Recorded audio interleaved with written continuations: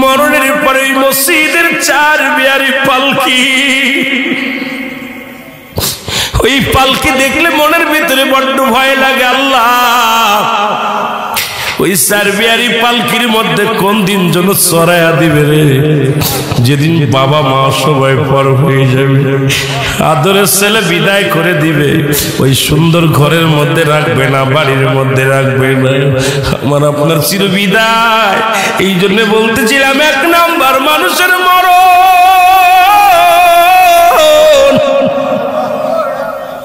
আল্লামা মুফতি আমজাদ আলী সাহেব একটা কিতাব লেখলেন, কিতাবের নাম বাহারুস শরিয়া।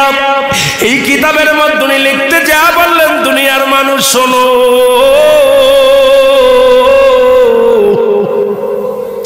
একটা মানুষ যখন সাধারণ মৃত্যুবরণ করে, ওই মানুষটা 70টা তাজা উটের গায়ের চামড়া জবাই না করিয়া উল্টো দিকে টান দেয়, লবণ আর মরিচ লাগা দিলে যতটুকু যন্ত্রণা হয়, এর চাইতে 70 গুণ যন্ত্রণা হলো একটা সাধারণ মৃত্যু। আমি আজকে মোহাম্মদপুরের বাবাদের বলে যাই, রে বাজানরা দিলের কান্ডা লাগা শুনে নাও। এখন যারা মৃত্যুকালে পায়খানা করে দেয়, যারা মরণকালে প্রস্রাব করে দেয়, যারা মরণের সময় চোখ দুইটা বড় বড় হয়ে যায়, যারা মরণের সময় জিহ্বা বাইর হয়ে যায়, তাদের মৃত্যুটা কত কঠিন হয় রে।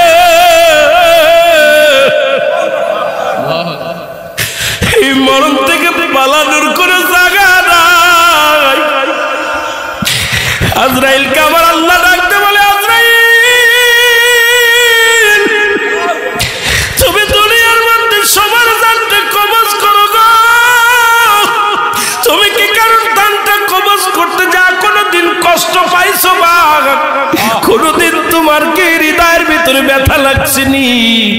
আজরাইল কামর মাওলা, এই দুনিয়ায় দুইটা মানুষের জান কবজ করতে যায় আমি কেঁদে ফেলেছিলাম। আজকে আমি দুনিয়ার মধ্যে কত মায়ের বুক খালি করলাম, কত সন্তান দুনিয়া থেকে বিদায় হয়ে গেল, কত মুরব্বী বিদায় হয়ে গেল, কত ভাই বিদেশে টাকা ইনকাম করার জন্য চলে গেছি, কবিন হয়ে চলে আসছে রে মুসলমান। পৃথিবীর মধ্যে যাওয়া আসার সিরিয়াল আছে, যাওয়ার কোনো সিরিয়াল নাই। দেখা যায় সন্তানের লাশ বাবার কাঁধে। আজকে এখানে যারা বসে আছেন অনেকেই বাবা মায়ের লাশটা কাঁধে নিচ্ছেন। ওই বাবার লাশটা যারা কাঁধে নিছে রে, ওই সন্তান জানে বাবার লাশটা কত ভারী, মার লাশটা কত ভারী। আমরা বাদানরা অনেকেই নাতির লাশটা কাঁধে নিছেন, আবার অনেকের দাদার লাশটা কাঁধে নিছেন। আসার একটা সিরিয়াল আছে, যার কোনো সিরিয়াল নাই। দেখা যায় দাদা জিন্দা, নাতি নাই। দেখা যায় বাবা জিন্দা, সন্তান নাই।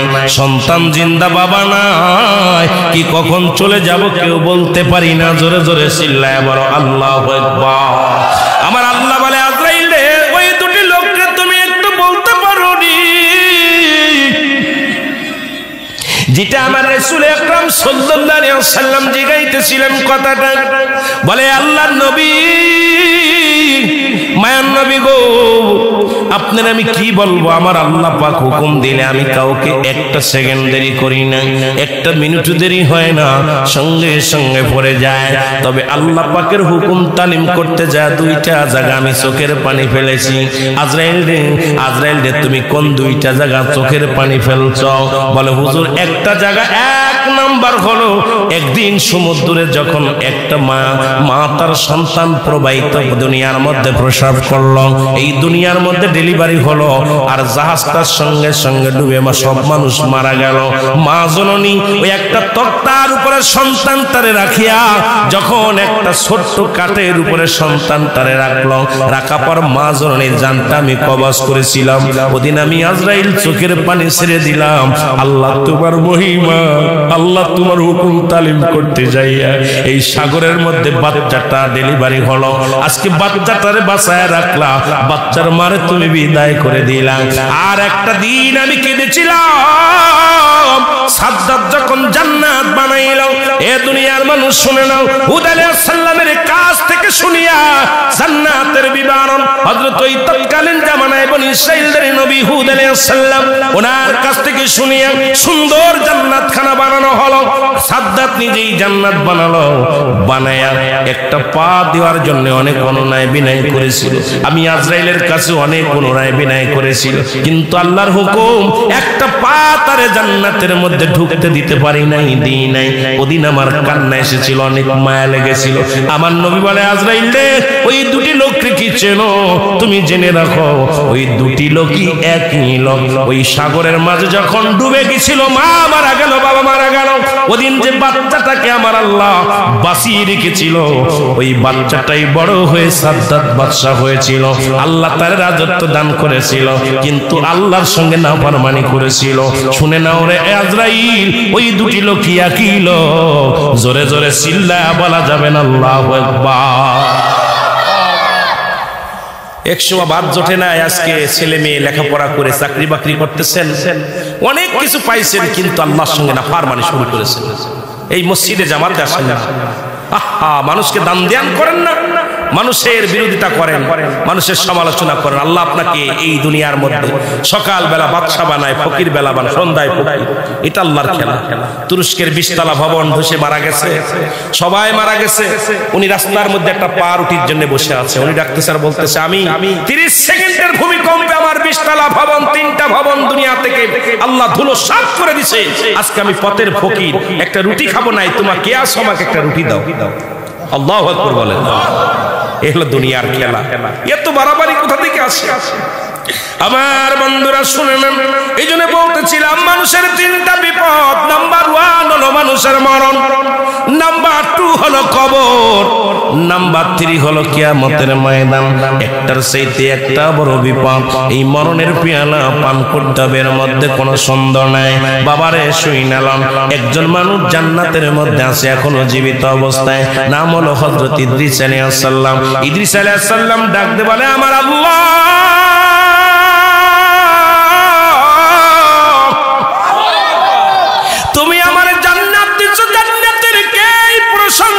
শেষ করতে পারি না, তোমার বান্দার জন্য এত সুন্দর জান্নাত বানাইলা। আল্লাহ ইদ্রিস রে, আমার জান্নাত পেয়ে কি তুমি হ্যাপি হয়েছো, খুশি হয়েছো? আমার ইদ্রিস আলাইহিস সালাম বলে, আল্লাহ খুশি হয়েছি, তবে আমার একটা কষ্ট পাই। কি কষ্ট? কষ্টটা হলো আমার মৃত্যু যন্ত্রণা। এই মরণের সময় আমার তুমি মৃত্যু যন্ত্রণা দিয়েছি।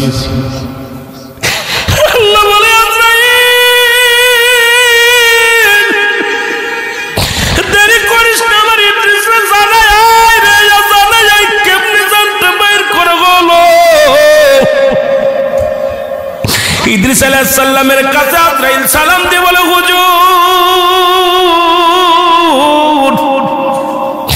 আপনি কেন কাঁদেন? বলে, আজরাইল রে, আগে বলো আমার জানটা কেমনে বাইর হয়েছিল। আজরাইল বলে, হুজুর মায়ের বুকে দুধ খাইতে খাইতে সন্তান যেমনি ঘুমায়া যায়, আপনার জানটা আমি এমনি বাইর করেছি। আপনাকে আমি কষ্ট দিই নাই, আপনার শুধু বুকের উপরে হাতটা রেখেছি। আমি আজরাইল সবার জান কবজ করতে দুনিয়া আসি না। আমি আসমানে থাকে আমার মাথা, জমিনে থাকে আমার পা। আমি দানবের আকৃতি হয়ে যায়, যখন আমি আজরাইল ওই মানবের সামনে দানব আকৃতি হয়ে যায়, আমাকে দেখে তার কলিজাটা ফেটে যায়। সারা পৃথিবীর পানিও যদি তখন তার গালে দেয়া হয় রে, তৃষ্ণা মেটে না। সারা পৃথিবীর মানুষ যদি সান্ত্বনা দেয়, বাতাস দেয়, তার কলিজা ঠান্ডা হয় না। নবী গো, শুধু আপনি আল্লাহর মাহবুব বান্দার জানটা বাইর করার জন্য আমি আজরাইল জমিনের মধ্যে নেমে আসি। আপনাকে আমি কোনো কষ্ট দিই নাই। বাদাম রে, এবার বাদাম কি ডাকতে বলে? ইদ্রিস আলাইহিস সালাম ডাকতে বলে, আজরাইল,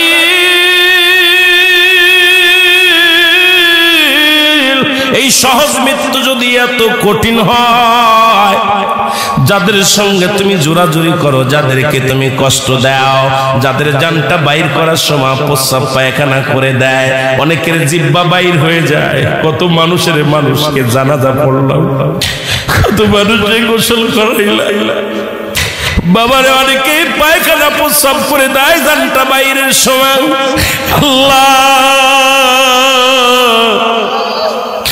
আল্লাহ, তুমি আমাদের মৃত্যু যন্ত্রণাটা সহজ করে দিও। আল্লাহ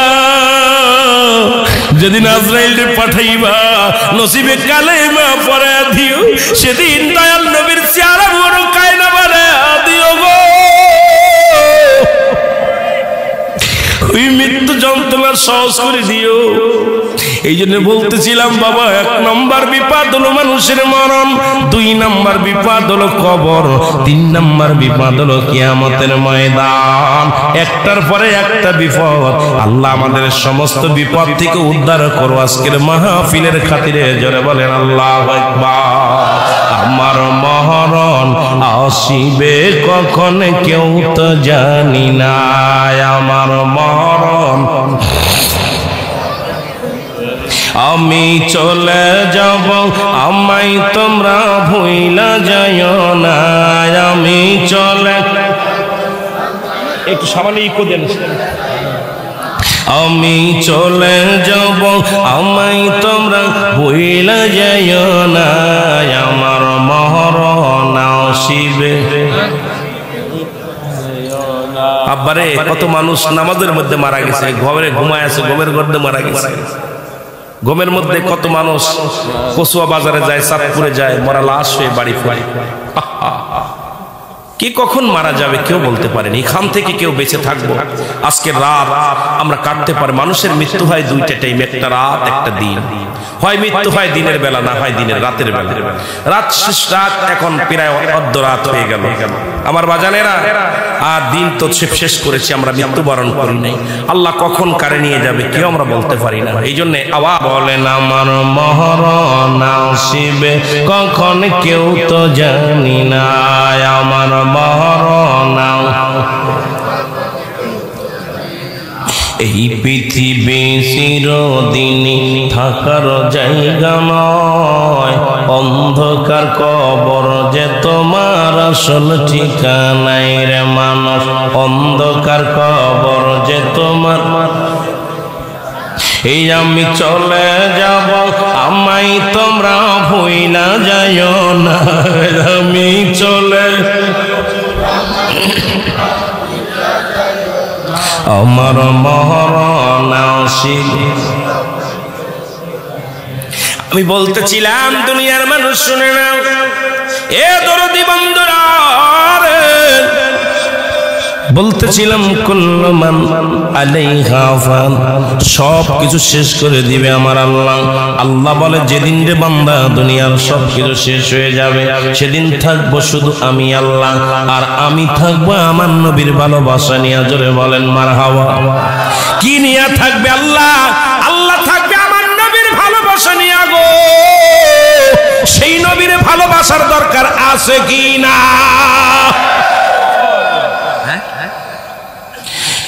وما أرسلناك إلا رحمة للعالمين। নবী হলো রাহমাতাল লিল আলামিন, আল্লাহ হলো রব্বুল। আল্লাহ বলেন আমি থাকবো আমার নবীর ভালোবাসা নিয়ে। কার ভালোবাসা নিয়ে? আরো জোরে বলেন কার ভালোবাসা নিয়ে? আল্লাহ থাকবে আমার নবীর ভালোবাসা নিয়ে। আমরাও থাকতে চাই নবীর ভালোবাসা নিয়ে। নবী বলতেছেন আল বেদায়ান নেহার 4র্থ খণ্ড 557 পৃষ্ঠা, জামি সগীর 1ম খণ্ড 182 নম্বর পৃষ্ঠা। আলেম ওলামারা ভালো করে লেখেন। রাবি হলো আব্দুল্লাহ ইবনে মাসউদ রাদিয়াল্লাহু তাআলা হতে বর্ণিত। নবী বলেন হায়াতি খায়রুল লাকুম আমামায়াতি খায়রুল লাকুম। বাদান ভালো করে কিতাবটা ভালো করে লেখেন। কিতাবের নাম আল বেদায়ান নেহা 4র্থ খণ্ড 557 পৃষ্ঠা, জামিউস সগীর 1ম খণ্ড 182 নম্বর পৃষ্ঠা।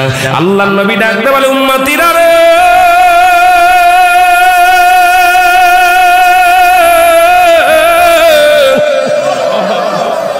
আমি নবী দুনিয়ার মধ্যে আগমন করেছি আমার উম্মতের জন্য, এটা কল্যাণকারক গো।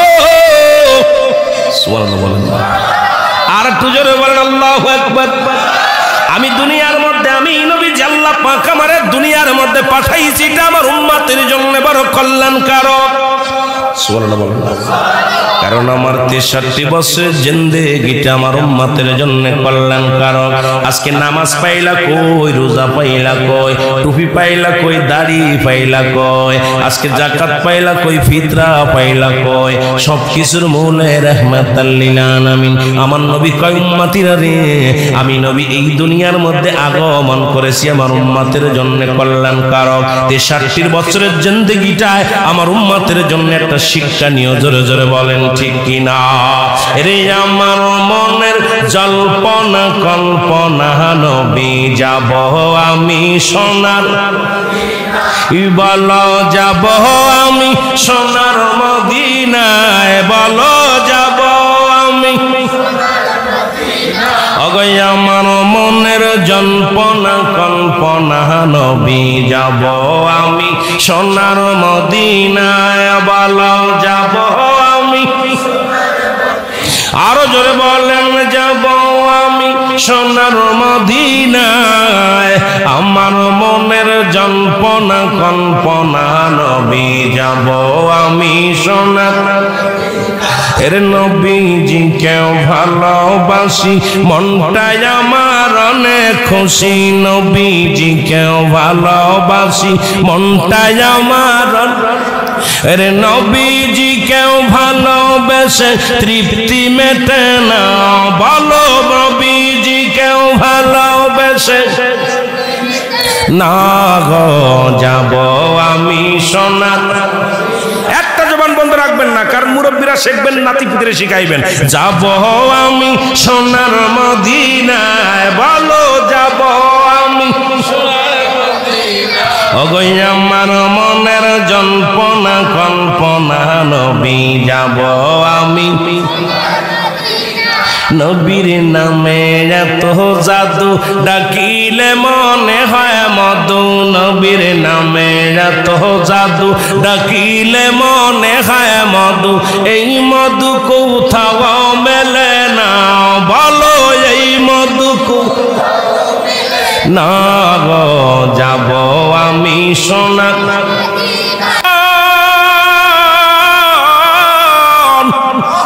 আমার নবী বলে মামায়াতি খায়রুল লাকুম গো,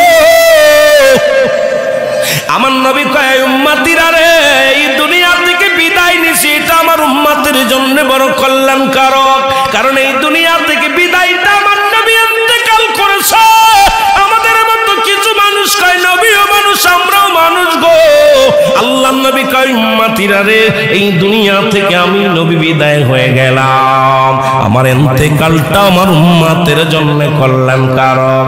কারণ পৃথিবীর মধ্যে যদি কোনো উম্মত, পৃথিবীর মধ্যে যদি কোনো উম্মত যদি কোনো ভালো কর্ম করে, আজকে তারা তাফসীর কোরআন মাহফিল সাজাইলেন, যারা দান দিয়ান করলেন, নামাজ পড়লেন, রোজা রাখলেন, সত্য কথা বললেন, নবী কয় আমার উম্মতিরা যখন নেকির কাজ করে, ভালো কর্ম করে, ভালো কাম সমূহ করে, সঙ্গে সঙ্গে আমি নবী আমার আল্লাহর দরবারে আমার উম্মতের হইয়া প্রশংসা করি, আল্লাহ অমুক গ্রামে অমুক ব্যক্তি তোমার গোলামি করে আল্লাহ, সঙ্গে সঙ্গে আমি নবী প্রশংসা করি।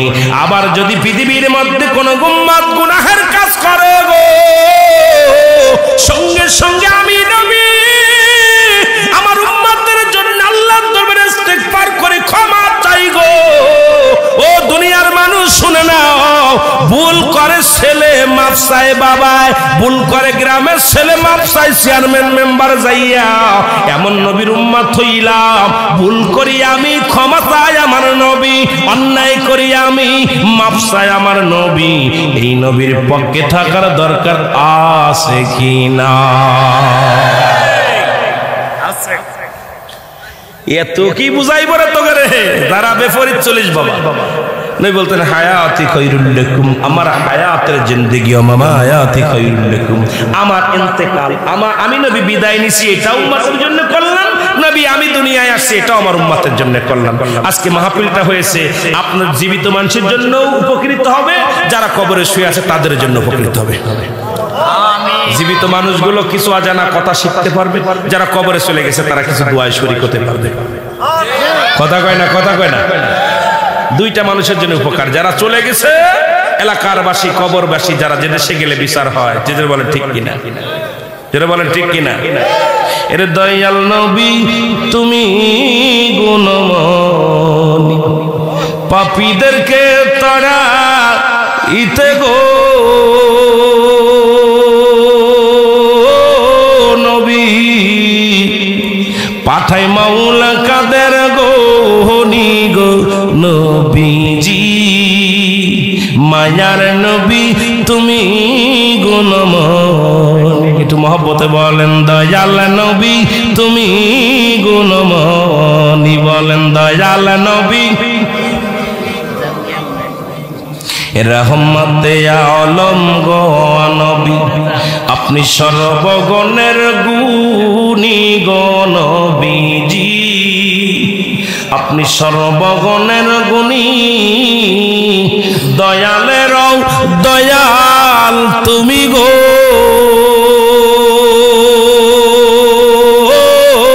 নবী, তুমি পারের কান্ডারি গো নবীজি, মায়ার নবী তুমি গুণমণি। একটু মহব্বতে বলেন দয়াল নবী তুমি গুণ। মোহাম্মদপুরের আশিকান ফেলি চোখের পানি গো নবীজি, ফেলি চোখের পানি মরণের আগে নবী গো নবী, একবার দেখা দিও তুমি গো নবীজি, মায়ার নবী তুমি গুণমণি, বলেন দয়াল নবী। নবী দেখতে চান না? আওয়াজ কমে গেল কেন? দেখতে চান না? আহা, কবরে হাসরে মিজানে ফুলসিরাতে নবীজিকে চাই, জোরে বলেন ঠিক কিনা। এ মুসলমান যদি দেখতে চান, খাতুনে জান্নাত মা ফাতেমার একটা কথা মনে পড়ে গেল গো। আল হাসান আল হুসাইন অসুস্থ হয়ে গেলেন, অসুস্থ হয়ে যাওয়ার পর মা ফাতেমা হযরত আলী দুজন মানত করলেন, আল্লাহ কলিজার টুকরা সন্তান দুটি অসুস্থ, আল্লাহ তোমার কাছে ফরিয়াদ করি, সন্তান দুটি যদি ভালো হয় আল্লাহ, যদি তুমি তারে সুস্থ করে দাও, তোমার কাছে ফরিয়াদ করি আল্লাহ, দয়া করে মায়া করে। সব বাপ মা চায়, তোরে কোন ঠিক কিনা? বাবা মা চায় না?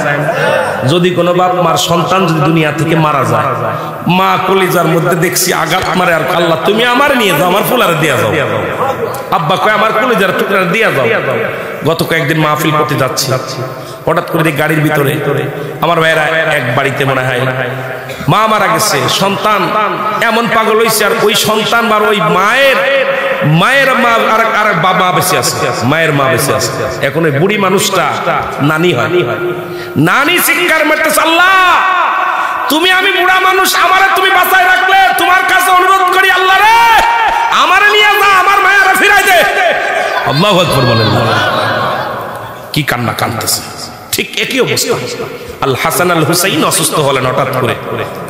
আম্মা জান আমাদের মা ফাতেমাতুজ জোহরা জান্নাতের সরদারিনী, মহিলাদের জান্নাতের সরদারিনী, উনি চোখের পানি ছেড়ে কাঁদতেছেন, আল্লাহ ফজরের সালাত আদায় করে কাঁদেন, আর হযরত আলী বলে ফাতেমা রে চলো যাই রাসূলুল্লাহর কদমের মধ্যে যাই। বাবা মনে রাখবেন, আলী বলে ফাতেমা রে আমার নবী উম্মতের কান্ডারি, আমার নবী উম্মতের দরদি, আমার হাসান হুসাইন অসুস্থ হয়েছে, আমি কেমনে নবীরে জানাবো, আমি আমার নবীর কাছে কেমনে জানাবো রে ফাতেমা।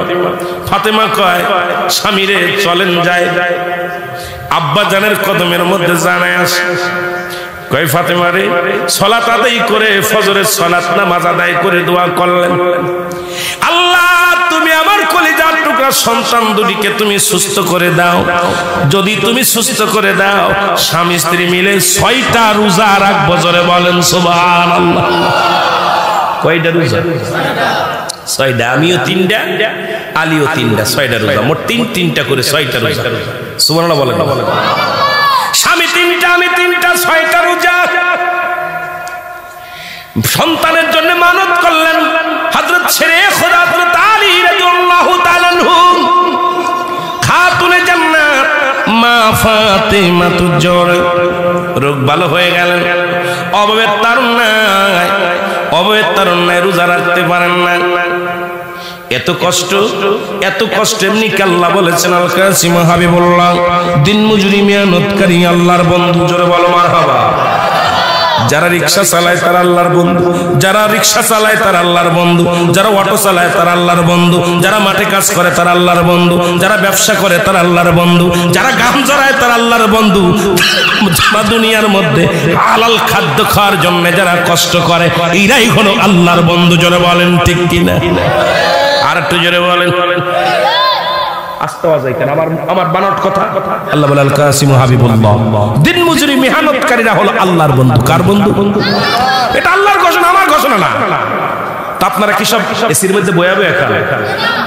মাঠে কাজ করেন না, ব্যবসা করেন, এরপরে অটো চালান, রিক্সা চালান, গাড়ি চালান, ভ্যান চালান, কষ্ট করেন। এক কথায় যারা মেহনত করে গায়ের ঘাম ঝরায় এরাই হলো কার বন্ধু? আল্লাহর বন্ধু। নামাজ পড়ে হবেন নাকি নামাজ ছেড়ে দিয়ে? কথা কইতে পারেন বন্ধু যেহেতু হয়ে গেছে আর নামাজ পড়ার দরকার নাই। আমার বন্ধুগণ শোনালাম খাতুনে জান্নাত রোজা রাখবে কয় স্বামী, ঘরের মধ্যে কোনো খাবার নাই, আপনি একটা কাজ করেন, আমার জন্য একটা কাজের ব্যবস্থা করেন। যেহেতু আপনি প্রতিদিন কাজে যান, প্রতিনিয়ত ব্যাগটা লইয়া সকালবেলা গালি বাইর হয়, সন্ধ্যার সময় শূন্য ব্যাগ নিয়ে বাড়ি আসে, কোনো মানুষ তারে কাজ দেয় না, কোনো কাজ পায় না, সন্তানও অনাহারে, স্ত্রীও অনাহারে, স্বামীও অনাহারে, চোখের পানি ছেড়ে ছেড়ে কান্দে, ডাক দে বলে স্বামী রে, ও স্বামী যেহেতু আপনি কাজ পান না, পাশের থেকে কোন ধনির বাড়ি থেকে কি নিয়ে আসেন? পশম নিয়ে আসেন, আমি পশমের সুতা বানাবো, পশম দিয়া সুতা বানাইব, এই সুতা বানাইয়া আমি যেই রুজি হবে সেই রুজি দিয়ে আমি রোজা রাখবো, কারণ আপনি রোজা রাখবেন। আমরা আটা নিয়ে আসবেন, কি বানাবেন? ময়দা বানাইয়া, এই ময়দা দিয়া রুটি বানাইয়া দুজন মিলে খাবো এবং রোজা রাখবো, কারণ মানত আমার সন্তানের অসুখ সেরে গেছে, এখন আমার মানত পুরা করা লাগবে। এই নিয়ত করিয়া যখন আলী গেলেন, পাশের বাড়িতে, পাশের এলাকার মধ্যে, মহল্লার মধ্যে এক ধনির কাছ থেকে এক বস্তা পশম নিয়ে আসলেন। মুসলমান 3 কাচ্চা আটা দিবে, একটা বিনিময়ে 3 বার কাজটা শেষ হবে, মান 3 চা পরিমাণ আটা দিবে, এইটা তার প্রতিজ্ঞা করে নিয়ে আসলেন। আটা কি করলেন? প্রথম দিন রোজা রাখলেন পানি খাইয়া, মা ফাতেমা তুজোরা আর আমার বাজান রে, যিনি হলো বাজান যাকে আল্লাহ পাক আমার নবীজি যারে মা বলেছেন, যিনি জান্নাতের মহিলাদের জান্নাতের সরদারিনী হবেন, আল হাসান হুসাইনের মা, তিনি না খেয়ে পানি খায় রোজা রাখে। বাবার সামনে রোজার মাস আসতেছে, ভালো করে খেয়াল করবেন। এই পানি খাইয়া রোজা রাখলেন, সারাদিন ভরে কি করলেন? সুতা গাড়াইলেন, সুতা গোলা দিয়া এই পশম দিয়া সুতা বানাইয়া বললেন আপনি আটা নেন, আটা দিয়া 3টা রুটি বানাইলেন। মুসলমান শুনে নাও, 3, 4, 5টা রুটি বানাইলেন, 5টা রুটি বানাইলেন। 2টি রুটি একটা হাসান রাদিয়াল্লাহু তাআলা খাবে, একটা হুসাইন খাবে, একটা শেরে খোদা হযরত আলী, আর একটা খাবে ফাতিমা, আর একটা রুটি আমার ঘরে করতেন সেই লোকটা খাবে। 5টা রুটি অলরেডি কমপ্লিট। জোরে জোরে বলেন আল্লাহু আকবার। এই 5টা রুটি সন্তানের 2টি সন্তানকে দিলেন, সন্তানের দিয়া দিলেন, 2 ছেলে খাইলেন, বাড়ির কাজের যিনি ছিলেন উনিও খাইলেন। 3টা শেষ থাকলো 2টি রুটি। এই 2টি রুটি নিয়ে ইফতারের জন্য যখন আজান পড়ে গেছে, ইফতার করার জন্য যখন গালে দিবে, শেরে খোদা হযরত আলী রুটির এক কোণা সিরিয়া যখন খানা খাইতে গালে দিবে, এমন সময় একজন মুসাফির ফকির এসে বলেন, হে আল্লাহর নবীর আহলে বায়াত, আমি গরিব মানুষ, আজ কয়টা দিন খানা খাই নাই, আমি ক্ষুধার্ত অবস্থা আছি, যদি কিছু দিতেন তাহলে আমি প্রাণটা ভরে খেতাম। আমি বড় আশা করে আল্লাহর নবীর আহলে বায়াতের ঘরে আমি হাজিরা দিয়েছি, যদি পারেন আমাকে কিছু খাবার দেন। হযরত আলী একটা দড়ি ধরে চলে গেলেন স্বামীর স্ত্রীর কাছে, ফাতেমা রে, ভিখারি ঘরের দরজায় হাজির হয়ে গেছে, বল বলো কি করব? ভিখারিকে কি করব? আমরা তো সারাদিন না খেয়ে আছি। ফাতেমা কয় স্বামী খানা না খেয়ে আছি, আমরা পানি খেয়ে ইফতার করব। রুটি দুইটা ভিখারিকে দিয়ে দেন। সঙ্গে সঙ্গে রুটি দুইটা ভিখারিকে দিয়ে দিলেন। ওদিন পানি খেয়ে রোজা রাখলেন, রোজা ভাঙলেন এবং 2 রাকাত নামাজ পড়ে আল্লাহর দরবারে চোখের পানি ছেড়ে কাঁদলেন, অনাহারে রইলেন। দ্বিতীয় দিন একই অবস্থা। দ্বিতীয় দিন আবার যখন 5টা রুটি বানাইলেন, 3 জনকে 3টা দিলেন, 2টি রুটি নিয়ে বসে গেলেন। অদরদি বন্ধুরা, কেমন ইসলামের বাণী, ইসলামের দাওয়াত, ইসলামের বাদন মর্মনতা আমার একটু জানার দরকার, আপনাদের সবারই জানার দরকার। রুটি নিয়ে আবার যখন ইফতার করবে নিয়ত করে বসেছেন, এমন সময় একজন অমুসলমান এতিম, যার মা নাই, যার বাবা নাই, আল্লাহর নবীর আহলে বায়াতের ঘরের সামনে হাত ছাড়লেন। এ নবীর আহলে বায়াত, আমি এতিম, আমার মা নাই, আমার বাবা নাই, আমি অনাহারে আছি, আজ কটা দিন না খেয়ে আছি, যদি একটু কিছু দিতে আমি খাইতাম। ফাতেমা কয় স্বামীরে দেরি করবেন না, এই রুটি 2টি নিয়ে দেন। কয় আমরা তো না খেয়ে আছি। কয় না খেয়ে থাকলে আমরা কিছু হবে না, পানি খাবো। সঙ্গে সঙ্গে 2 জন পানি খেয়ে ইফতার করলেন। রুটি 2টা এতিম সন্তানের হাতে তুলে দিলেন।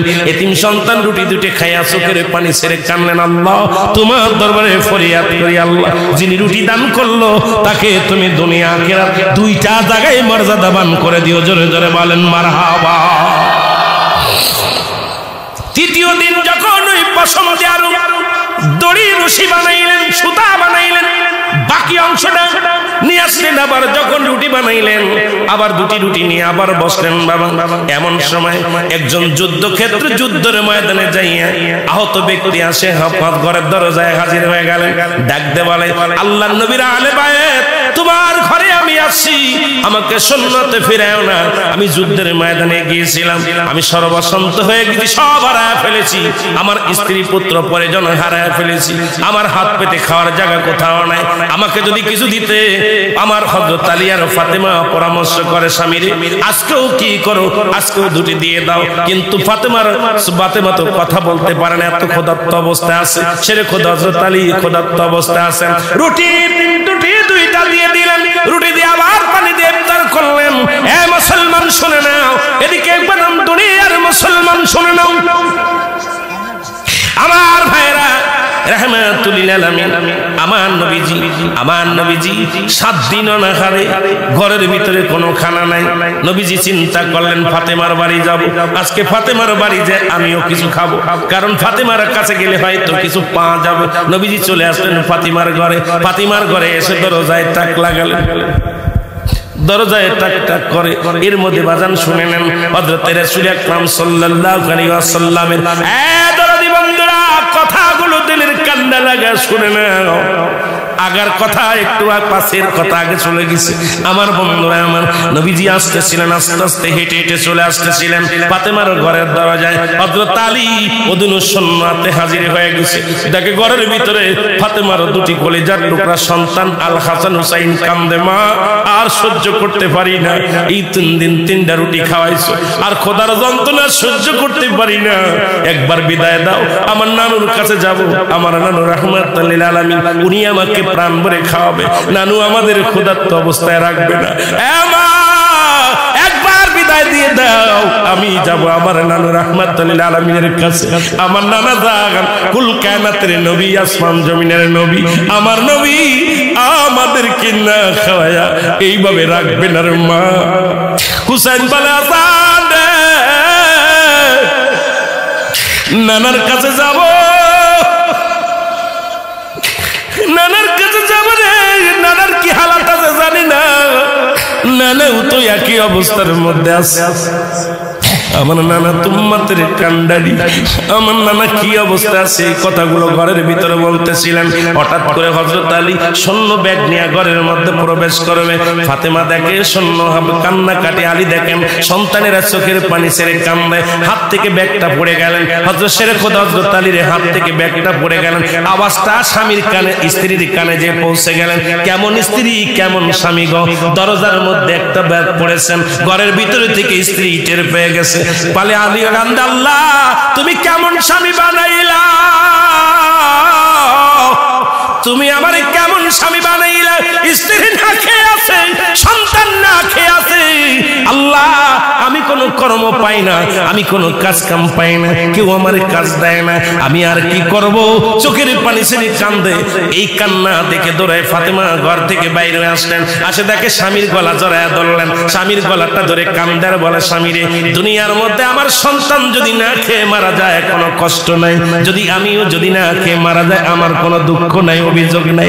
স্বামী আমি জিন্দা থাকতে আপনার চোখের পানি আমি সইতে পারি না। কেমন স্বামী কেমন স্ত্রী। আমাদের বউগুলো হলে বলতো হারামজাদা, পারলে ঘুষ খেয়ে আয়, না পারলে সুদ করে আন, না পারলে চুরি করে আন, আমারে খাওয়াবি, ছেলে মেয়েরে খাওয়াবি। ফাতেমা স্বামীর গলা ধরে কান্দার বলে, স্বামী রে পৃথিবীর সব কিছু ত্যাগ করতে পারি, আপনার চোখের পানি আমি দেখতে পারি না। আজকে মোহাম্মদপুরের মা বোনেরা যারা আছো পাশে, একটু দিলের কান্ডা লাগায় শোনো, যেহেতু তোমাদের ওয়াজ করতে পারলাম না এই জন্য একটা টাচ দিয়ে যায়। মা কেমন স্বামী, ঘরের ভিতরে স্ত্রী থাকে, বাইরে আওয়াজ হয়, আর আমরা দরজার জোরে আঘাত করলেও তোমাদের ঘুম ভাঙে না। আর কেমন বিবি গো, স্বামীরে কত ভালোবাসতো, বলে আমার স্বামী সন্তানগুলো যদি কুরবানি হয়ে যায় কোনো দুঃখ না, তবু আপনার চোখের পানি দেখতে পারি না। এই কান্নার আওয়াজ আমার নবীজি ঘরের দরজায় এসে শুনতে পাইলেন। নবী এসে ডাকতে, ফাতেমা। ভিতর থেকে নবীজির কন্যা ফাতেমা চোখের পানিগুলো ছেড়ে কাঁদতে, আল্লাহ বাবাজান ঘরের ভিতর আসছে, আমি কিছু দিতে পারবো না, আজকে আমি কেমনে বাবারে ফিরাইবো, এক গিলাস পানিও দিবে এটাও ঘরের মধ্যে নাই, আমি আজকে পানি আনতেও যাই নাই, আজকে পানিটাও কূপ থেকে আনতে পারি না, আজকে কলসটাও শূন্য, বাবা ঘরের ভিতর আছে, আমি কি দিয়া সান্ত্বনা দিব? আমার নবী ঘরের ভিতরে ঢুকে দেখে ফাতেমার চোখ দুটি ভিতরে ঢুকে গেছে ক্ষুধার যন্ত্রণায়। নবীর কন্যারা যিনি কুল কায়নাতের নবী,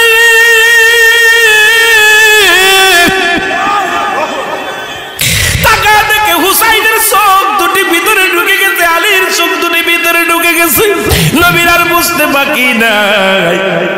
নবী আলী রে, ফাতেমার ধৈর্য ধারণ করো, এই দুনিয়ার মধ্যে ও ফাতেমা তুমি চিন্তা করো না, আমি খাবার জন্য আসি নাই, আমি খাবারের জন্য আসি নাই, আমি আসছি তোমাদের দেখার জন্য। হুসাইন একটা দড়ি চলে আসলেন, হাসান একটা দড়ি চলে আসলেন, নানু ভাই আসছে, নানু রে তুমি কিছু আনছনি হাতে করে? নানু, নানু গো তুমি আসছো বাড়িতে বেড়াইতে আসছো, নানু কিছু আনছো? নবীর চোখ দিয়ে দর দর করে পানি ছেড়ে দিছে, দুইটা বুকের মধ্যে নিয়ে দুইটা কপালে দুইটা চুমা লাগায় দিছে, দুটি চুমা লাগায় দিয়ে বলে, আমি আনছি রে নানু, তোদের জন্য আদর আনছি, ভালোবাসা আনছি, আর কিছু আনতে পারি রে। হুসাইন বলে,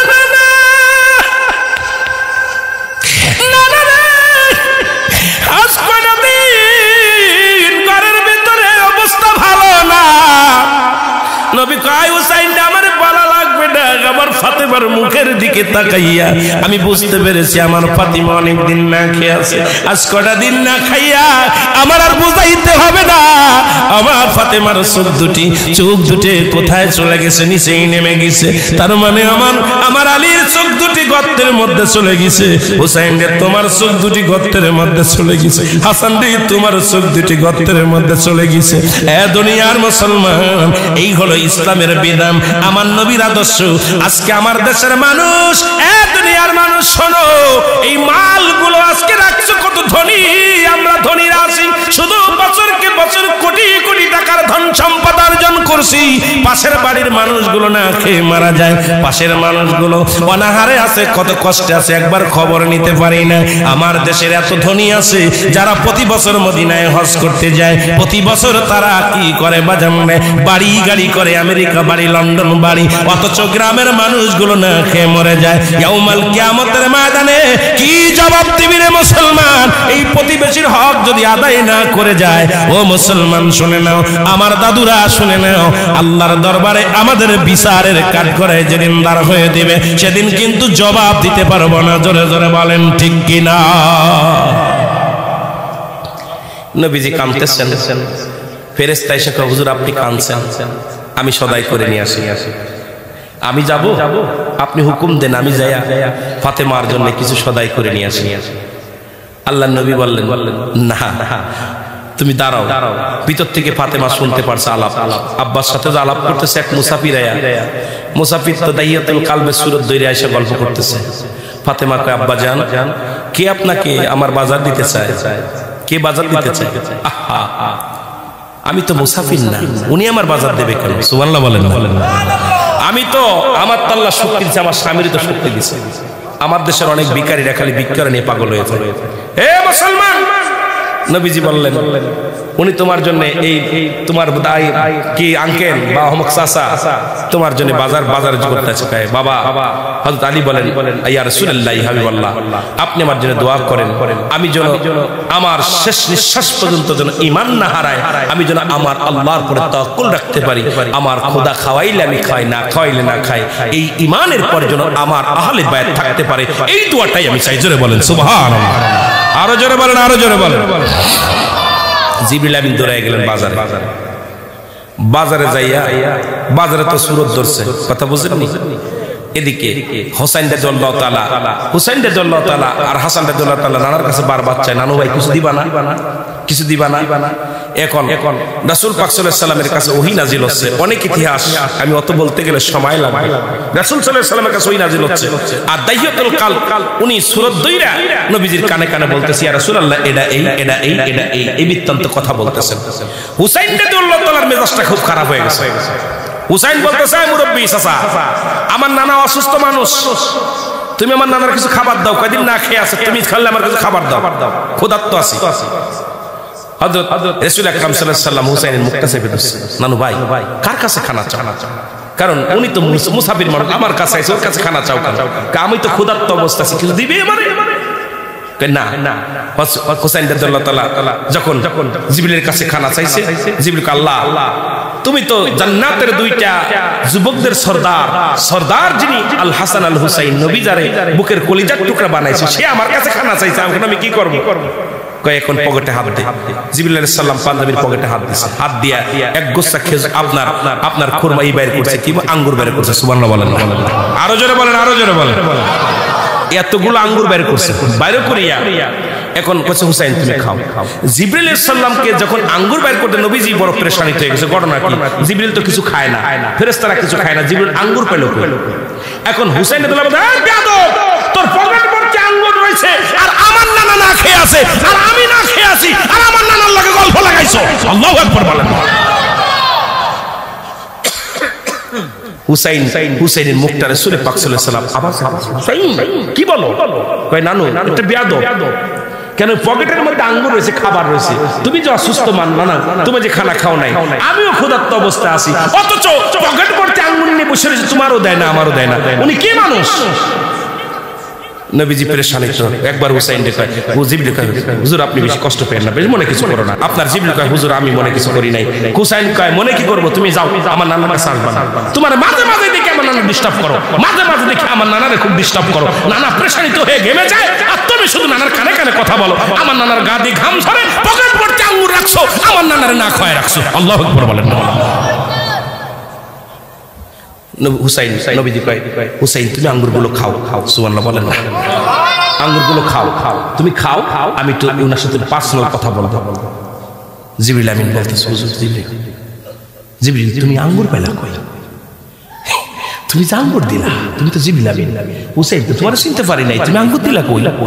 কই হুজুর আল হাসান আল হুসাইন যখন আমার কাছে হাত পাচ্ছে আমি সহ্য করতে পারি না, ও ক্ষুধার্ত অবস্থা আছে, আমি আল্লাহর কাছে ফরিয়াদ করছি, আল্লাহ আমাকে পকেটে হাত দিতে বলছে, পকেটের মধ্যে কি আছে এটাও আমি জানতাম না, পকেটে হাত দিয়ে দেখে আঙ্গুর বের হয়েছে। সুবহানাল্লাহ বলেন, আরো জোরে বলেন, আরো জোরে বলেন। এর প্রেমের ডরি বান্দরে মদিনার শানে বালাও, প্রেমের ডরি এর মানুষ বানাইল আল্লাহ প্রেমের কারণে, বলো মানুষ বানাইল আল্লাহ, আইর প্রেমের ডুরি বান্দরে মদিনার শানে বালাও, প্রেমের ডুরি এই আল্লাহ বানাইল বহু জাতি,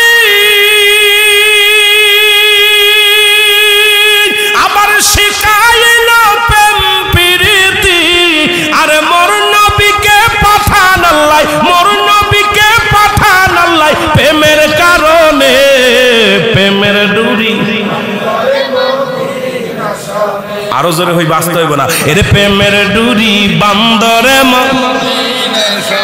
নবী চাইতে দেরি আসতে দেরি না কিন্তু চাই না। জোরে বলেন প্রেমের ডুরি বান্দরে মদিনার শানে বালাও প্রেমের ডুরি।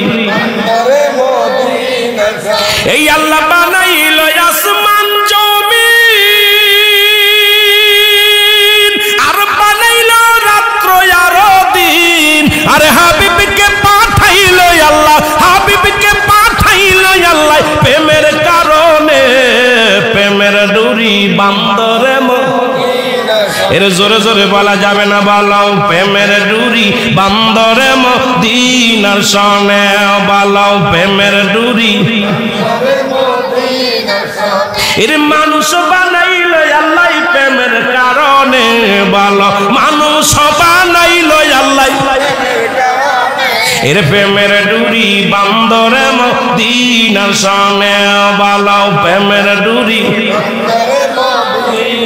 এই আল্লাহ বানাইল বহু জাতি আবার শিখাইল প্রেম প্রীতি। আর মোর নবীকে পাঠান আল্লাহ প্রেমের কারণে, বলো মোর নবীকে প্রেমের ডুরি বান্দরে মদিনার শানে বলো প্রেমের ডুরি।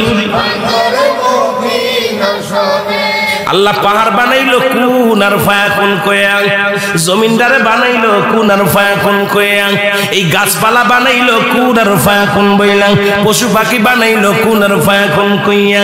বান্দারে তোরে ফায়াকুন কয়া বানাই নাই, কুন বইলা বলে নাই, ওরে বাইরতে কয় না। আর আমার আল্লাহ এই বান্দারে বানাইছি তার কুদরতি হাত দিয়া।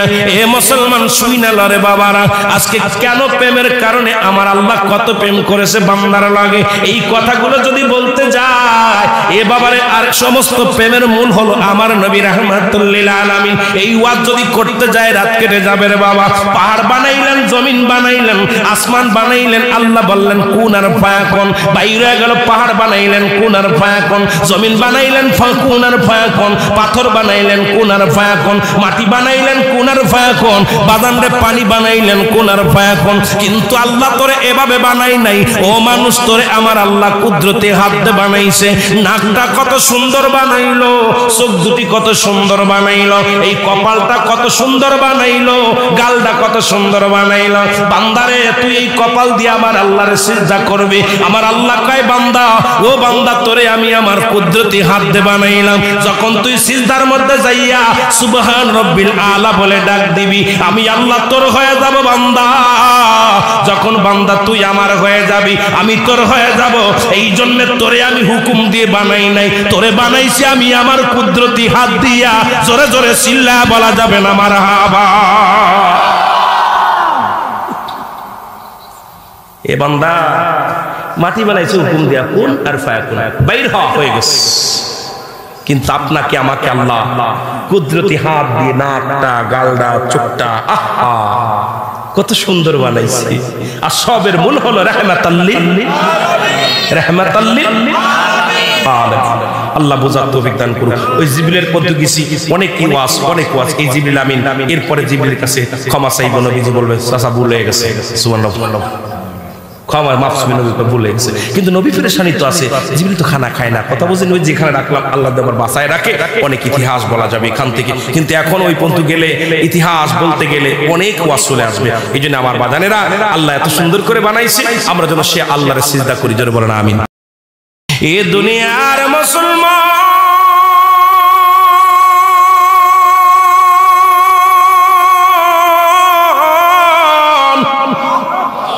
আল্লাহ বলেন কুল্লু মান আলাইহা ফান, সব কিছু শেষ করে দিবে আমার আল্লাহ গো।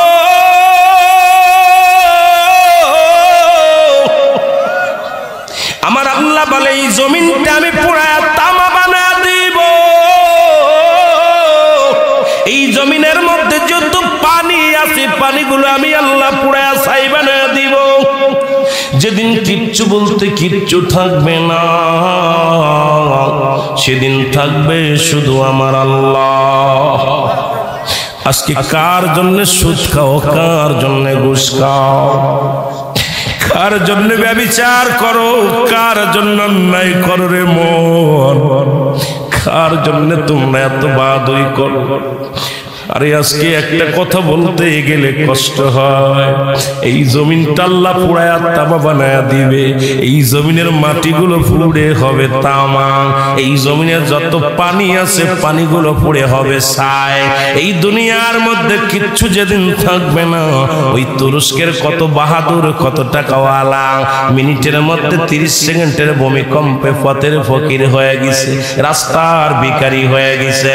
আজকে তুমি দুনিয়ার মধ্যে কতই না মস্তানি করলা, এই দুনিয়ার কিচ্ছু নিয়ে যেতে পারবা না। এই মুসলমান, 1 নাম্বার মানুষের মৃত্যু হলে 1 নাম্বার বিপদ হলো মানুষের মরণ, 2 নাম্বার বিপদ হলো কবর, 3 নাম্বার বিপদ হলো কিয়ামতের ময়দান। একবার কেন চিন্তা করো না রে মন, একবার 1 নাম্বার মরণ, 1 নাম্বার বিপদ হলো মানুষের মরণ। এই মরণের পেয়ালা পান করতে হবে, এর মধ্যে কোনো সন্দেহ নাই। জোরে জোরে চিল্লা বলা যাবে না, ঠিক কি না? এ দুনিয়ার মুসলমান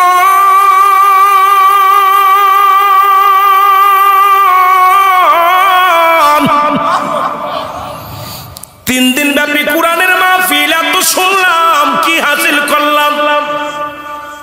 যখনই শুনি কোরআন হয়ে গেছে অনেক কোরআন, এটার পরে কোরআনের ভিতরে কোনো ভুল নাই, কিন্তু বর্তমান জামানায় একদল আলেম ভাই রয়েছে যারা বলে কোরআনের মধ্যে ভুল আছে। জোরে বলেন নাউজুবিল্লাহ।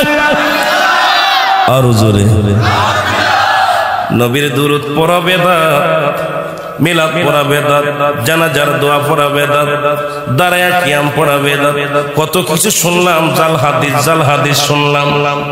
বাজান এখন শুনতেছি কোরআনের মধ্যে কোরআনের অধিকাংশ জাল আয়াত, অধিকাংশ জাল সূরা। জোরে জোরে চিল্লায় বলা যাবে না নাউজুবিল্লাহ। অথচ আমার আল্লাহ বলেন জালিকাল কিতাবু লা রাইবা ফীহি। জোরে জোরে চিল্লা বলা যাবে না মারহাবা। আল্লাহ ডাকতে বলে দুনিয়ার মুসলমান শুনে নাও গো, আমার এই কিতাবের মধ্যে কোনো ভুল নাই, কোনো জবরের ভুল নাই, জেরের ভুল নাই, কোনো নুক্তার ভুল নাই, কোনো আয়াতের ভুল নাই। তৎকালীন জামানায় অনেক বেঈমানেরা শুরু করেছিল। রাহমাতুল লিল আলামিন যখন কুরআনুল কারীম পাঠ করেছিল, তখন মুসলিমেরা বলতো মুহাম্মাদের বানোয়াট গল্প। এই মুহাম্মাদ এটা কবিতা, নতুন কবিতা আবৃত্তি করেছে। তখন আল্লাহ বলেন হাবিব ওদের জানায়া দেন, ওরা যেন এই কোরআনের ছোট্ট একটা সূরার মতো সূরা আবিষ্কার করে দেখাতে পারে, কিন্তু কোনোদিন পারে না, আর কিয়ামত পর্যন্ত পারবে না। সেই কোরআনের পর আঘাত আসছে, কোরআনটাকে আমাদেরকে আগে এই কোরআনটাকেই বুঝতে হবে, কোরআনটাই বাজার আমাদের ঈমান আনতে হবে। কোরআন হাদিস ইজমা কিয়াস এই সব দিকের পরে ঈমান অটল রাখার দরকার আছে কি না? আমার ভাইরা, আমার বন্ধুরা, আল্লাহ বলেন কারা মানবে কোরআন মানবে, কারা একটাকে বললাম। আল্লাহ বলেন হুদাল লিল মুত্তাকিন, হেদায়েত প্রাপ্ত বান্দাদের জন্য। সুবহানাল্লাহ বলেন না, কাদের জন্য?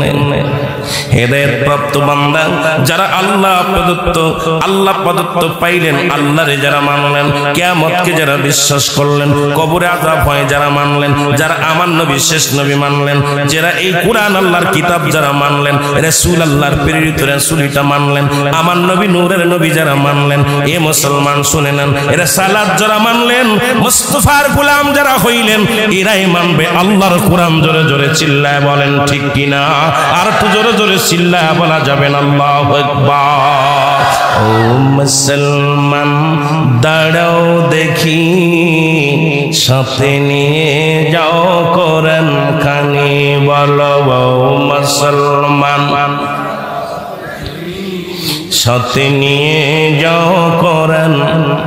গরবি পাদে অন্ধকারে কোরআনই হবে তোমার কবর বাতি। ও মুসলমান দাঁড়াও দেখি, সাথে নিয়ে যাও কোরআন খানি। আল্লাহুম্মা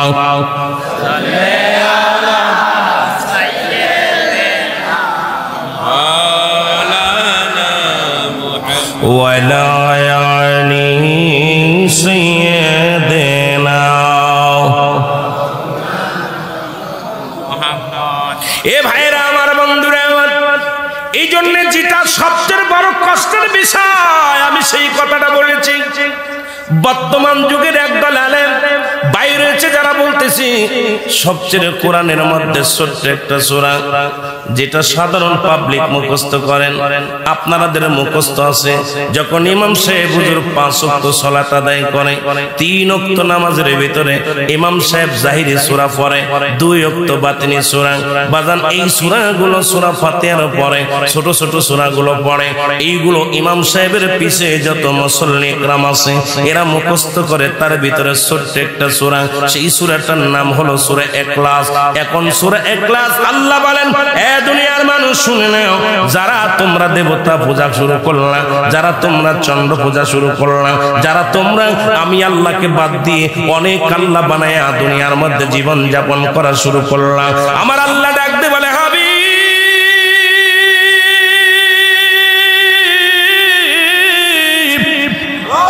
আপনি ওদেরকে জানা দেন আমার পূজা যেন করে আর কারুর নয়।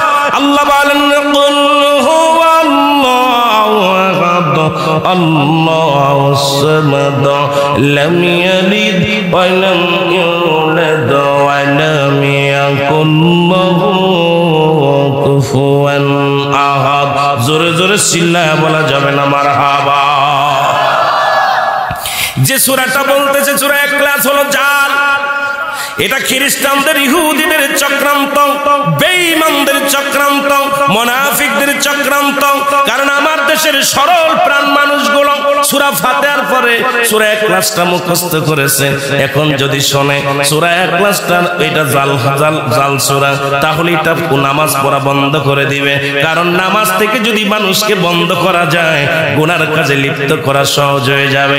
কারণ সমস্ত খারাপ কাজ থেকে বাঁচায় একমাত্র নামাজ। আর নামাজি সাধারণ পাবলিক অনেকগুলো সূরা জানে না, হয়তো সূরা ইখলাস, সূরা নাস, সূরা ফালাক, সূরা নাসর, সূরা না বাজানের ওই আসর, এই ছোট ছোট সূরাগুলো আমার প্রাণ প্রিয় ভাইয়েরা মুখস্থ করেছে। সেখানে বর্তমান বেঈমানেরা আঘাত করেছে। অথচ আল্লাহ বলে, হাবিব আপনি জানায়া দেন। আল্লাহ বলেন, কুল আপনি বলেন, কুল হুয়াল্লাহু আহাদ, আমি আল্লাহ এক, আমি আল্লাহ এক, আমি আল্লাহ এক, আল্লাহুস সামাদ লাম ইয়ালিদ ওয়া লাম ইউলাদ। আল্লাহ বলেন, হাবিব আপনি জানায়া দেন, ওদের জানায়া দেন যারা এইগুলো বিভ্রান্তি ছড়ায়, যারা আমার সাথে উপমা দিয়ে অনেক দেবতার পূজা করে, যারা তারা নিজেরা পুতুল বানায় পূজা করে, যারা দেবতার সাহায্য চায়, যারা চন্দ্রের সাহায্য চায়, যারা দুনিয়ার মধ্যে তারকার সাহায্য চায়, হাবিব আপনি ওদের জানায়া দেন আমি আল্লাহ এক, আমার কোনো দ্বিতীয় নাই। আর এই দুনিয়ার মধ্যে আমার কোনো দ্বিতীয় নাই। আমি কাউরে জন্ম দিই নাই, আমি কারো থেকে জন্ম নিই নাই। আমার ছেলে মেয়ে মনে করে যারা জন আজকে দুনিয়ার মধ্যে আমার নাতিপুতি বানাই, কেউ আমার ছেলে মেয়ে বানাইলেন। যেমন ঈসা আলাইহিস সালামকে আল্লাহর পুত্র বানাইয়া তৎকালীন জামানায় ঘোষণা করে দিল। দরদি বন্ধুরা শুনে নাও, এই জন্য আমার আল্লাহ বলেন, হাবিব আপনি ওদেরকেও জানায়া দেন ওরা যেন এই ভুলটা না করে। কারণ আমি কারো থেকে জন্ম নিই নাই, কারোর আমি জন্ম দিই নাই। আমার সমকক্ষ আসমান জমিন গোটা পৃথিবীর মধ্যে আর কেউ নাই। জোরে জোরে চিল্লা বলা যাবে না আল্লাহু আকবার। কষ্ট হচ্ছে আপনাদের বুঝতে? আমি আগেই বলেছি বাবা আমি এত জ্ঞানী না, তবে কথাগুলো বলবো। আল্লাহর সমকক্ষ কেউ আছে? কেউ নেই। তাকে কতভাবে বিভ্রান্তি করার জন্য মুসলমানদের। এই জন্য আল্লাহ বলেন, বিসমিল্লাহির রহমানির রহিম।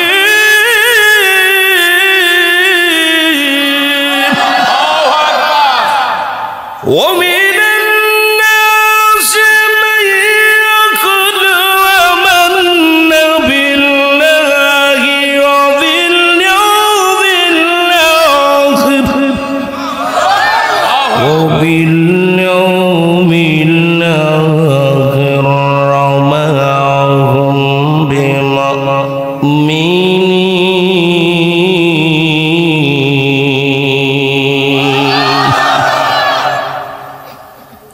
আমাদের জামানায় চোর ছিল না, তৎকালীন ছিল চোর। নবীর জামানাও বাটপার ছিল, খালি চোর আমাদের জামানা না। আল্লাহ বলে, হাবিব আমিনান নাস, মানুষ মানুষের মধ্যে মাকুলো তারা বলবে আমার না তার ঈমান আনছে বিল্লাহি আল্লাহর প্রতি অবিল আখিরাতের প্রতি বিশ্বাস স্থাপন করছে ওমা হুম বিমুমিনিন আল্লাহর নবীর আল্লাহ ডাকতে বলেন হাবিব ওদের জানায়া দেন একদল বেঈমানের দল আছে আপনার কদমের মধ্যে যায় ওরা ঈমানদার বলে দাবি করবে ওরা মুমিন বলে দাবি করবে হুজুর ওরা আপনার কাছে আসবে একটা ধোঁকা দিতে ওদের জন্য আমি আল্লাহ রেখে দিলাম জানায়া দেন বিসমিল্লাহির রাহমানির রাহিম উইদ্দাত লিল কাফিরিন এ কাফেররা বেঈমানের দলেরা তোদের জন্য আমি রেখে দিলাম একটা নয় দুটি নয় 7-7টা জাহান্নাম কয়টা রাখছে প্রস্তুতি রাখছে আমার কাছে হাবিব ওদেরকেও জানায় দেন যারা বেঈমান যারা মুনাফিক যারা কাফের ওদের জন্য তো আমি প্রস্তুতি করে রাখছি একটা জায়গা এরা আসবে না আসতে দেন ওদের ব্যাধিটাই কি হলো থাক ভাই মোরামুরি করিস না রাখ ওদের জন্য আমিও ভালো জায়গা রাখছি কিন্তু যারা আমার বিধান মানবে যারা আমার মুমিন হয়ে যাবে আল্লাহ এখানে আবার কোরআন নাজিল করছে কেমনে ভাবে দেখেন না বিসমিল্লাহির রাহমানির রাহিম উইদ্দাত লিল মুমিনিন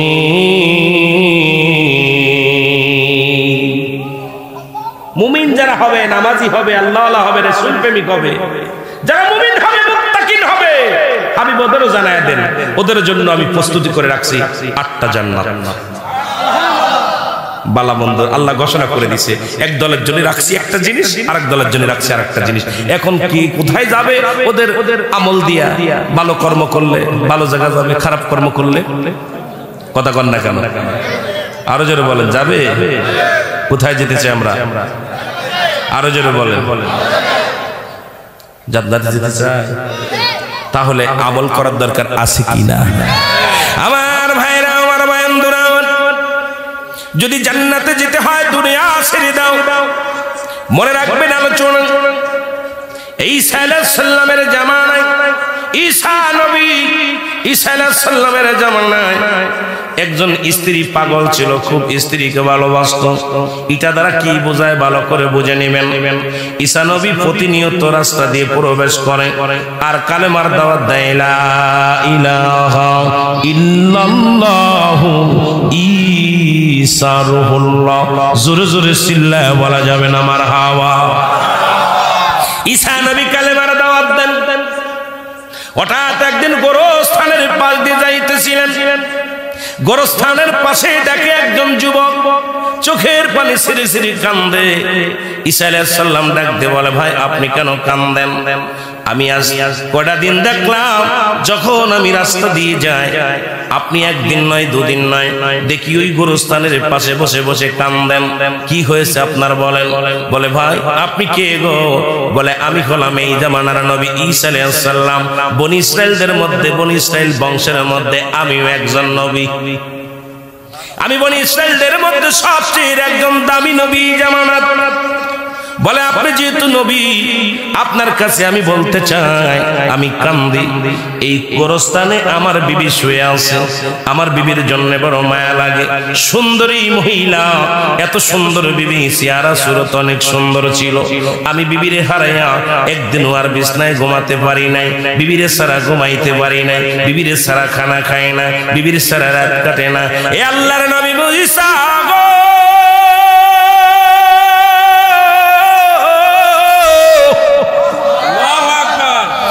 আজ 3টা মাস পার হয়ে গেল আমি আমার বিবির কবরের পাশে বসে বসে কান্দি আমার আল্লাহ যদি আমার বিবির ফিরে দিত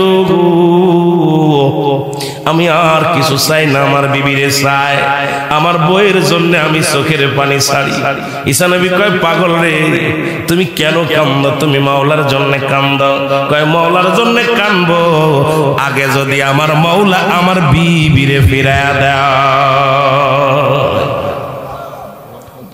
কাঁদবো আগে আমার বিবিরে ফিরে ঈসা আলাইহিস সালাম ডাকতে বলে যুবক আর কান্দিস না দাঁড়া ঈসা নবী ডাক দিয়ে বলেন, এ কোন তোমার বিবির কবর কোনটা? বলে বুঝে হুজুর ওইটা কবর। উনি ডাক দিলেন, এ কবরের মধ্যে কি আছে উঠে বরং। কবর থেকে লাফ দিয়ে উঠে গেলেন একজন যুবক। এই যুবকের গা দিয়ে বাদান আগুন বাইর হয়, নাক দিয়ে আগুন বাইর হয়, চোখ দিয়ে আগুন বাইর হয়, কান দিয়ে আগুন বাইর হয়, গোটা গায়ের মধ্যে সাপ, আগুনের সাপ পেঁচায় আছে। ঈসা আলাইহিস সালামকে দেখেই চিনে ফেলেছে যুবক। যুবক কবর থেকে উঠেই বলে, আল্লাহর নবী ঈসা আলাইহিস সালাম, লা ইলাহা ইল্লাল্লাহু ঈসা রূহুল্লাহ, জোরে বলেন মারহাবা। যুবক বলে, হুজুর ও তো আমার বিবি নয়। ঈসা আলাইহিস সালাম বলে, তুমি বললা যে এই কবরটা আমি কবর থেকে উঠাইলাম, এদিকে একটা মহিলা না একজন পুরুষ। বলে হুজুর ওর পাশের কবরটা আমার বিবির, ওই কবরটা ওর পাশের কবরটা আমার বিবির। কয় বিবি বিবি? সঙ্গে সঙ্গে ওই যুবকের আবার ঈসা আলাইহিস সালাম বলে, যুবকরে তুমি ঘুমায়া যাও। সঙ্গে সঙ্গে নাক থেকে, গাল থেকে, কান থেকে আগুন বন্ধ হয়ে গেল। ঈমান নিয়ে কবরে চলে গেলেন। উনি বেঈমান হয়ে মৃত্যুবরণ করেছিল, জাহান্নামের আগুনে জ্বলেছিল। আর ঈসা আলাইহিস সালামকে দেখিয়া আবার কবর থেকে উঠে ঈমান নিয়ে কবরে চলে গেলেন। জোরে জোরে বলেন আল্লাহু আকবার। আমার দাদু ভাইরা শুনলেন। এবার আল্লাহর নবী ঈসা আলাইহিস সালাম ডাকতে বলে, কবর, এ কবরের মধ্যে যে শুয়ে আছে ওঠো গো। সঙ্গে সঙ্গে উনি উঠে বলেন, দেখে একজন সুন্দরী মহিলা, এত সুন্দর রূপ যৌবন তারে আল্লাহর বানায়া দিছে। দুনিয়ার বুকে ঈমান নিয়ে মৃত্যুবরণ করার কারণে তারে আল্লাহ আরো সুন্দর চেহারা তারে দান করেছে। এত সুন্দর চেহারা তৎকালীন জামানায় এত সুন্দর চেহারার কারণ নাই। যুবকটা ডাকতে বলে, হুজুর ইনি আমার বিবি, তবে আমার বিবি অনেক পরিষ্কার হয়ে গেছে, আরো সুন্দর হয়েছে, আরো যুবক হয়ে যুবতী হয়েছে। বলে তোমার বিবি নিয়ে তুমি চলে যাও। বিবি নিয়ে চলে গেলেন। বাজান 3 মাস বিবির জন্য কাঁদতে কাঁদতে বড় ক্লান্ত হয়ে গেছে।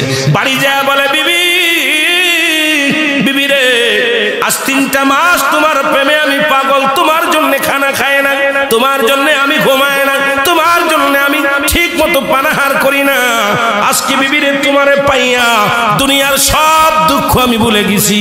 তুমি একটু জেগে থাকো, তোমার উরুতের পর মাথা রেখে আমি ঘুমাবো। বিবির উরুতের পর মাথা রেখে যুবকটা ঘুমায় গেলেন। এমন সময় যুবক কেমন ঘুমাইলেন, ওই সৈকত দিয়ে যাইতেছিলেন তৎকালীন জামানার বাদশার সন্তান এবং বাজানরে রাজকুমার যাইতেছিলেন। ওই সুন্দরী চেহারা রাজকুমারের সামনে পড়ে গেল। সঙ্গে সঙ্গে রাজকুমারী আস্তে আস্তে করে ওই ঘরের দরজায় আসলেন। আশা পা রাজকুমারীকে দেখে মহিলা আস্তে করে তার স্বামীর মাথাটা নিচেই রাখিয়া রাজকুমারীর হাত ধরে, রাজকুমারের হাত ধরে চলে গেলেন। রাজকুমার বলে, আজ থেকে তুমি আমার বাদী আর আমি তোমার বাদন। দুজন দুজনের হাত ধরে ঘোড়ার উপরে উঠায় নিয়ে চলে গেলেন। ইবান ঘুম ভাঙলেন। ঘুম থেকে উঠে দেখে রে বিবি আর ঘরের মধ্যে নেই। পাগল হয়ে গেলেন যুবক। গোটা ঘর তন্ন তন্ন করে খুঁজলেন, কোথাও বিবিরে পাইলেন না। আশপাশে খোঁজ লাগাইলেন, বিবিরে পাইলেন না। ক্লান্ত হয়ে ঘরে ফিরে আসলেন। চিন্তা করে এতদিন পরে বিবিরে পাইলাম, বিবি কোথায় গেল, বিবিরে কোথায় গেল? ও দুনিয়ার মুসলমান শুনে নাও, এ আমার দরদি বন্ধুরা দিলের কান্ডা লাগায় শুনে নাও। তখন বিবিরে খুঁজতে খুঁজতে আবার যখন ঘরে ফিরে আসলেন, দেখে ঘোড়ার পায়ের চিহ্ন। চিন্তা করলেন নিশ্চিত কোন ঘোড়া নিয়ে আমার বিবিরে ধরে নিয়ে গেছে। ঘোড়ার পায়ের ছাপ দেখতে দেখতে চলে গেলেন রাজ দরবারে। যা দেখে রাজমহলে বিবিরে নিয়ে আনন্দ করে, রাজকুমার আনন্দ করে। দুজন একই চাদরের মধ্যে একই খাটের উপরে শুয়ে আনন্দ করে। যে ডাকতে বলে, বিবি, এ বিবি তুমি আমার বিবি। বিবি কয়, তুমি কে? আমি তো রাজার, আমি হলাম এই রাজকন্যা। কি কথা? আমি চিনি না, আমি চিনি না। রাজা বলেন, আমার দাদি, আমার দেহুর, আমার কি বাজান দাসী। আমার ভালোবাসার মানুষটাকে তুমি দাবি করলা, তোমাকে মৃত্যুদণ্ড দেব। সঙ্গে সঙ্গে তরবারি দিয়ে যুবকটাকে এক কোবে মেরে ফেললেন। যুবকটা ঈমান হারা হয়ে মারা গেল, বেঈমান হয়ে মারা গেল। আবার মহিলাটাও এই দুনিয়া থেকে বেঈমান হয়ে গেলেন। আমার মুসলমান শুনে নাও আমার ভাইরা, আজকে আমরা যারা দুনিয়াটাকে আঁকড়ে ধরেছি, দুনিয়ার প্রেমে পড়ে গেছি, আজকে দুনিয়ার প্রেমে পড়ে ঘুষ খায়, দুনিয়ার প্রেমে পড়ে আর সুদ খায়। এই দুনিয়াটা হলো সুন্দরী নারী গো।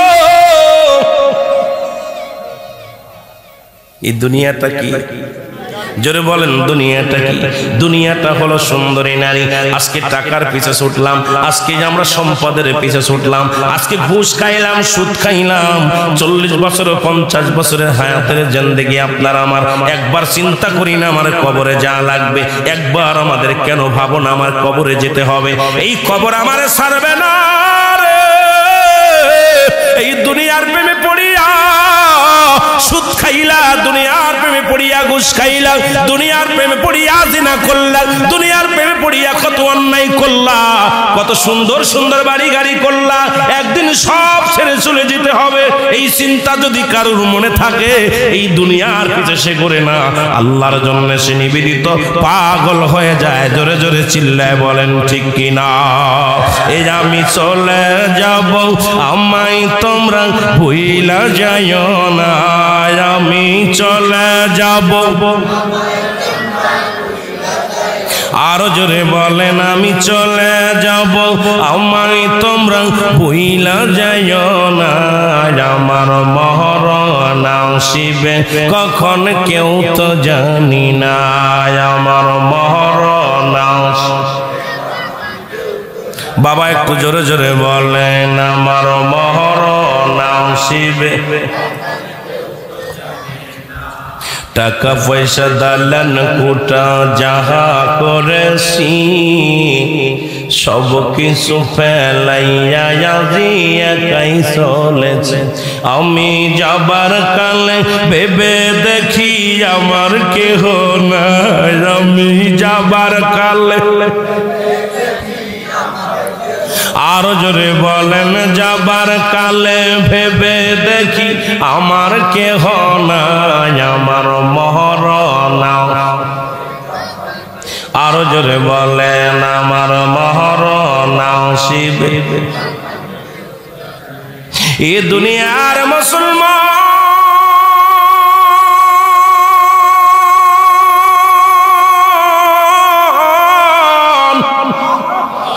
আল্লাহ বলেন, কুল্লু মান আলাইহা ফান, সব কিছু শেষ করে দিবে আমার আল্লাহ গো।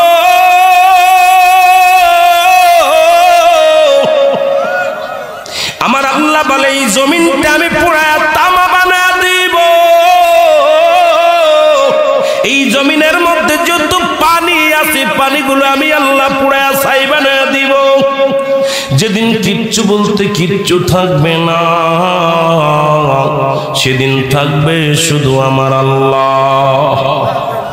আজকে কার জন্য সুদ খাও, কার জন্য ঘুষ খাও, কার জন্য ব্যভিচার করো, কার জন্য অন্যায় করো রে মন, কার জন্য তোমরা এত বাহাদুরি করো? আরে আজকে একটা কথা বলতে গেলে কষ্ট হয়। এই জমিনটা আল্লাহ পুরায়া তামা বানায়া দিবে। এই জমিনের মাটিগুলো পুড়ে হবে তামা, এই জমিনের যত পানি আছে পানিগুলো পুড়ে হবে ছাই।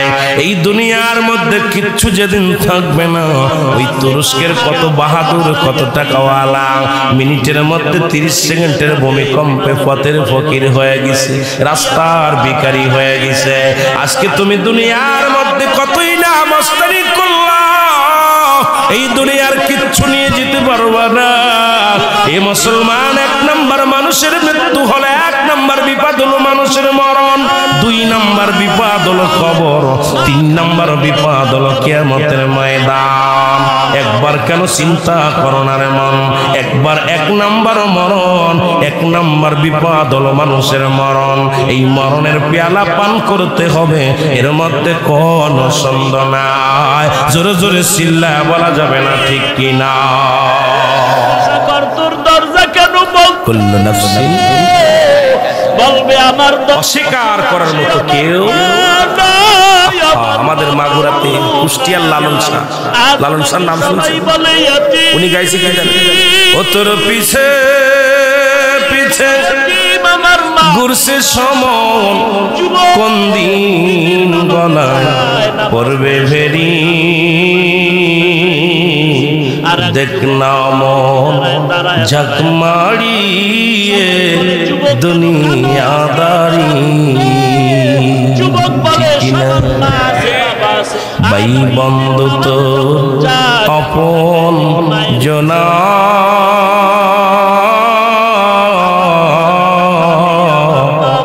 মরলে সঙ্গে কেউ যাবে না মন তো মারি ও সেদিন শূন্য হাতে একলা পথে এই মোহাম্মদপুরের জমিনে কত টাকা জিবরাইলের পাঠায় কয় নবীরে গিয়া সালাম